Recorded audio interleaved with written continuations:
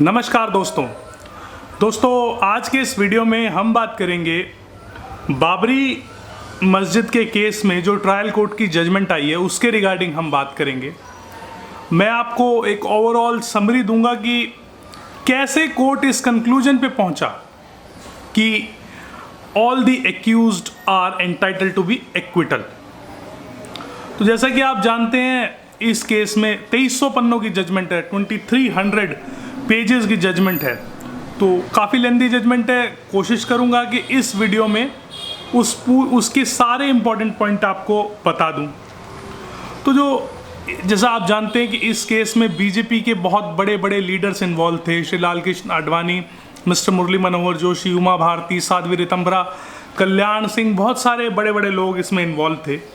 तो अपनी बात की जो शुरुआत है वो इस बात से करूंगा कि कोर्ट ने सारी, अगर मैं एक लाइन में समराइज करूं कि क्या कोर्ट ने किया है, कोर्ट ने ये कहा है कि एक अनरूली मॉब ने, एक बेलगाम भीड़ ने वो मस्जिद तोड़ दी और ये जो एक्यूज्ड है इनका कोई प्री मेडिटेटेड प्लान नहीं था, यानी कि there was no plan to demolish the mosque. और इनफैक्ट कोर्ट को यहाँ तक लगता है कि इन लोगों की ऐसी कोई इंटेंशन नहीं थी कि उस मस्जिद को डिमोलिश किया जाए। कोर्ट ने अपनी जजमेंट में एक जगह ये भी ऑब्जर्व किया है that those who have claimed the dome, यानी कि मस्जिद के गुंबद पे जो लोग चढ़े थे वो एंटी सोशल एलिमेंट थे, राइट। तो और दूसरा उन्होंने, कोर्ट ने ये भी कहा है कि जिन लोगों ने ये काम किया है देवर बेसिकली एनार्किस्ट, अराजक तत्व थे वो समाज के, and they cannot be called Ram भक्त। तो दोस्तों इसमें जो सीबीआई का केस था that is based on the evidence of I witnesses, जो लोग वहाँ पे मौजूद थे, जो पत्रकार, जो सिक्योरिटी फोर्सेस के या जो कुछ और लोग वहाँ पे मौजूद थे, उनके आई विटनेस पे केस बेस्ड था।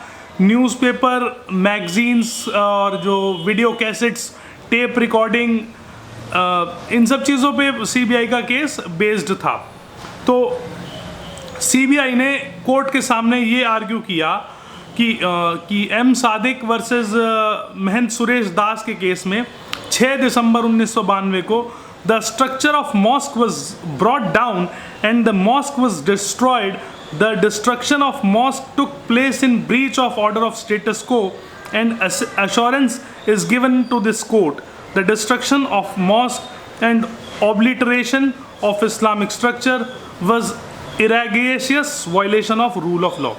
तो जैसा कि आप जानते हैं कि इस मॉस्क के डिमोलिशन से पहले एक कोर्ट में अश्योरेंस दी थी कि एडिक्वेट सिक्योरिटी प्रोवाइड करी जाएगी ताकि वो जो स्ट्रक्चर था वो डिमोलिश ना हो। तो जो स्पेशल कोर्ट है उसने इस बात को तो एक्नॉलेज किया है, पर उसने ये कहा है कि जो हमारी जो ज्यूरिसडिक्शन है, यानी जो इस कोर्ट की ज्यूरिसडिक्शन है, वो ये है whether this CBI has been able to prove its case beyond reasonable doubt as per the evidences available on record and और नॉट। तो सबसे पहले बात करते हैं चार्ज ऑफ क्रिमिनल कॉन्स्पिरेसी की। तो कोर्ट ने after looking at the newspaper cutting, magazines, video cassettes, printed speeches obtained from the tape recorders, photographs, ये सब चीज़ें कोर्ट के सामने प्रोड्यूस की गई, जिसके बेस पे कोर्ट ने ये कहा that there was never any event occasion wherein the accused person sat together and planned to demolish the mosque in question. यानी कि इन सब चीज़ों से कोर्ट को ऐसा नहीं लगता कि किसी का प्लान है इसको डिमोलिश करने का, इससे ये एस्टेब्लिश नहीं होता। तो जो न्यूज़पेपर, मैगजीन से रिलेटेड जो पब्लिक मीटिंग्स के एविडेंस थे, जो प्रेस कॉन्फ्रेंसेस थी, जो रैलीज, जनसभा जो हुई थी, उसके रिगार्डिंग जो कोर्ट में एविडेंस दिया गया था, तो उसको कोर्ट ने ये कहा कि न्यूज़पेपर की जो रिपोर्ट्स होती हैं या जो मैगजीन्स की रिपोर्ट होती हैं, दे आर बेसिकली हियर से evidence, and hearsay evidence is no evidence in the eyes of law, right? So the court specifically noted that news items are edited by the editors, and as such the statement of accused person published in such newspaper and magazine cannot be held to be confessional statement of accused person, right? In the same manner, the court has discarded the videotapes, cassettes and CBI produced by the CBI, क्योंकि video में भी जब कोई video आती है कि TV पे चलने के लिए, किसी न्यूज़ चैनल पे चलने के लिए, वो भी एडिटेड ही होती है। तो फोटोग्राफ के रिगार्डिंग कोर्ट ने ये कहा, in relation to photographs produced by before the court was of the view that negatives of such photograph were not produced before the court and such picture did not contain the signature of person who took those photograph। तो इस तरह से court ने उसको भी, उसकी evidence को भी टर्न डाउन कर दिया।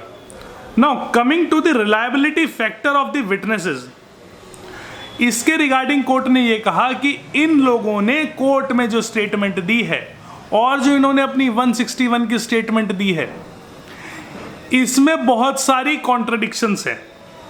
सो these witness are not reliable witnesses. फिर सीबीआई ने आर्ग्यू ये किया that accuse person could be charge for hatching of conspiracy by taking into consideration the circumstantial piece of evidences in this case, right? तो इसके regarding court ने ये कहा, when the documentary evidence produced by the prosecution itself is not reliable, how can the charge of criminal conspiracy against the accused person be based on that? क्योंकि हम जानते हैं कि जहां डॉक्यूमेंट होता है वहां डॉक्यूमेंट को प्रोड्यूस किया जाता है, उसको रिलाई ऑन किया जाता है। तो कोर्ट कह रहा है जब आपका डॉक्यूमेंट्री एविडेंस रिलायबल नहीं है तो फिर हम किसी और चीज़ पे क्यों रिलाई करें, राइट? फिर कोर्ट ये कहता है कि ऐसी कोर्ट में ऐसे एविडेंसेस आए कि जिससे ये पता चलता है कि इंटेलिजेंस रिपोर्ट्स कुछ ऐसी थी कि जम्मू कश्मीर से, उधमपुर से भी कुछ लोग आ रहे हैं फॉर कार सेवा, राइट? तो ये क्लियर नहीं है कि वो जो डिस्ट्रक्शन किया वो किसने किया, राइट? तो ये क्लियर नहीं है according to court. Now court के अकॉर्डिंग 12 बजे तक उस दिन सब कुछ नॉर्मल था, राइट? उसके बाद अचानक से भीड़ जो है that becomes outrageous and that got enraged and they have demolished this structure। तो जो मेन एलिगेशन थी मिस्टर अशोक सिंघल, जो कि अब जिनका स्वर्गवास हो गया है, उनके ऊपर, उनको रिगार्डिंग कोर्ट ने ये कहा है that he has tried to control the mob, और उसको जो है उसने उसकी बात नहीं मानी और जो है उनकी बात नहीं मानी और अनरूली मॉब ने जो है स्ट्रक्चर तोड़ दिया। आरएसएस और विश्व हिंदू परिषद के बारे में भी ये कहा गया है कि ये they were continuously trying to control people, right? तो बड़ी ये इंटरेस्टिंग ऑब्जर्वेशंस हैं।